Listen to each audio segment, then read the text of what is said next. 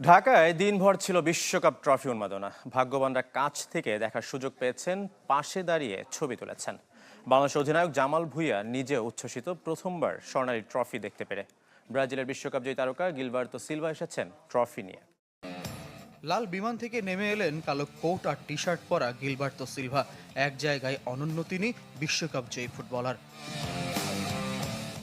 কালো কাপড়ে ঢাকা বাক্স, তার হাতে উন্মোচিত হলো স্বর্ণালী ট্রফিটি, যে ট্রফির জন্য পুরো বিশ্ব কাঁপে, উন্মাদনা হয় উন্মাতাল। প্রথমবার বাংলাদেশে এসেছি, খুব ভালো লাগছে। এটা আসল ট্রফি। ট্রফি ট্যুর নতুন প্রজন্মকে উদ্বুদ্ধ করবে, ফুটবলের প্রতি ভালোবাসা জাগাবে। বিমানবন্দরে ফুটবল ফেডারেশন সভাপতি, জাতীয় দলের অধিনায়ক স্বাগত জানান ট্রফিকে। তবে ছুঁয়ে দেখার অধিকার নেই কারো, শুধু রাষ্ট্রপ্রধান, ফিফা সভাপতি এবং বিশ্বকাপ যে ফুটবলার ও কোচরাই পারবেন ট্রফিটি ছুঁতে। এত কাছ থেকে এই ট্রফি দেখে আপ্লুত জামাল ভুঁইয়া ভবিষ্যৎ প্রজন্মকে যা আলোড়িত করবে বলে মত ফুটবলার থেকে কর্মকর্তার। আমি তো মনে করছি ট্রফি একটু ছোট, বাট এটা আসলে অনেক।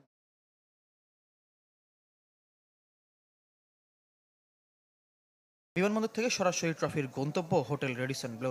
নানা কড়াকড়ি আর নিয়মের বেড়াজাল টপকে আগে থেকে যেখানে দীর্ঘ লাইন, শেষ পর্যন্ত ভাগ্যবানরা ট্রফির দেখা পেয়েছেন, ছবি উঠেছেন। চতুর্থবারের মতো ফিফা বিশ্বকাপ ট্রফি উন্মাদনায় মাতল বাংলাদেশ।